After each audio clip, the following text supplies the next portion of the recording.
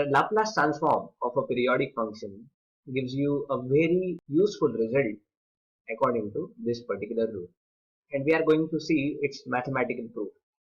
Why is it useful? Let us see this particular diagram. In this diagram, there are the waves which are repeating itself after time period capital T. So after every capital T, the same wave appears. If you know this particular transfer function formula, you just have to calculate the transfer function for the first particular period, and then you have to just multiply the Laplace transform of this particular wave by 1 upon 1 minus e raised to minus s capital T, where capital T is nothing but the period of that particular function. Let us quickly see what is exactly the mathematical proof for this particular function. For Laplace transform of f of small t, you know f of small t is equal to f of small t plus capital T is equal to f of small t plus 2 capital T and so on. So basically, we are going to use these rules and some other mathematical manipulations to solve the Laplace transform of small f of t. Now, according to the basic rule, the Laplace transform will be integration e raised to minus st into f of t dt in the limits 0 to infinity. Let us just bifurcate this particular integral limit into 0 to t, then t to twice of t, then twice of t to thrice of t, and so on. So we have just bifurcated the limit 0 to infinity into 0 to capital T and so on. Whereas remaining function is same, as you can see. The next manipulation that we are going to do is for the second function. This is the second function.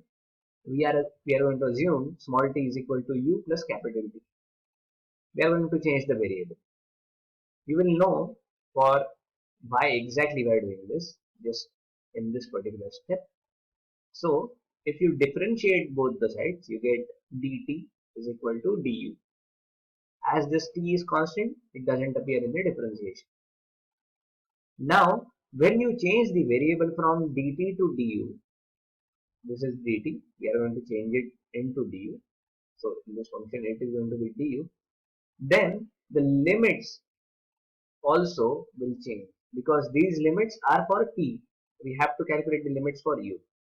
So when t small t is equal to capital T, alright, small t is equal to capital T, then u must be 0, alright, and when t is equal to twice of capital T, then u must be is equal to capital T. So these limits from t to twice we change to 0 to capital T for second integral. Similarly, for third integral, we are going to assume small t is equal to u plus twice of capital T. The differentiation will give dt is equal to du, and for the limits 2t to 3t, we have the limits 0 to capital T. So all the limits are converted from 0 to capital T by just changing the variable. But at the same time, we are changing small t is equal to u plus capital T, u plus twice of capital T and so on. So the respective changes are done in these variables. Alright. Now, if you have to change u plus capital T, u plus twice of capital T and so on, let us just multiply by e raised to minus s to inside. So this e raised to minus s into this t will give you a constant term which can be taken outside. Alright, and inside we will get e raised to minus su. Similarly here we will get e raised to minus su inside of the integral and e raised to minus s twice of t outside of the integral, because this is constant, this is also constant.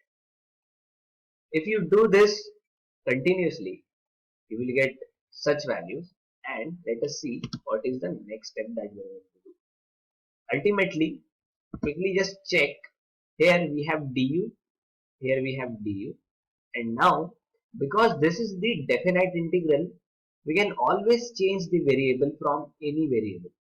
If we have variable du working in this particular integral, we can always change it to any other variable that we like.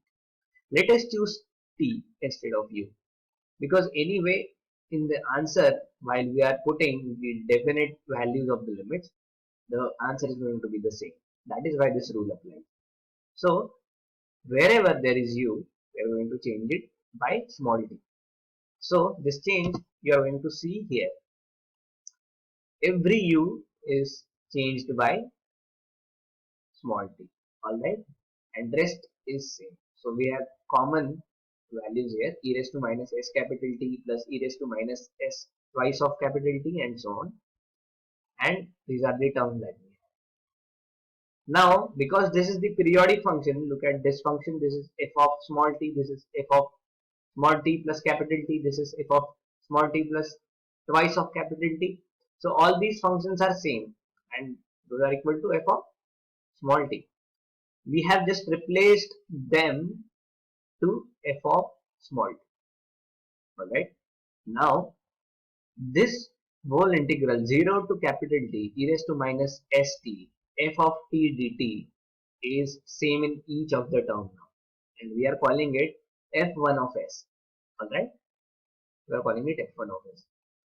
The only change in each term is the common term that we see here, e raised to minus s capital T, e raised to minus s twice of t. In the next term it will be e raised to minus s thrice of capital T, and so on. Here the common term is 1. Let us take common this f1 of s and add all the other values. So that's what we get. If we take common f1 of s, addition, we get this 1 plus e raised to minus s capital T plus e raised to minus s twice of capital T, and so on. We have reduced this particular function into 1 upon 1 minus e raised to minus s capital T. From where this comes from? This is the rule of the binomial theorem, like this. If you have 1 minus x raised to minus 1, which is nothing but 1 upon 1 minus x, it gives you 1 plus x square plus x cube, and so on. If you replace x by e raised to minus s capital T, you will get the same value. Your term is in this particular form, 1 plus e raised to minus s capital T plus e raised to minus s twice of capital T, and so on. We are just converting into its original form, 1 upon 1 minus e raised to minus s capital T. So this is how you can get the proof and the easier Laplace transform for a periodic function. So ultimately, whenever there is some function like this with equal period, and if you are able to solve the Laplace transform for first period itself, it is f1 of s, and you just have to multiply this particular f1 of s by this constant term, where this capital T is nothing but the period of the wave. I hope you have understood this. I will meet you again when you call me back. Thank you so much.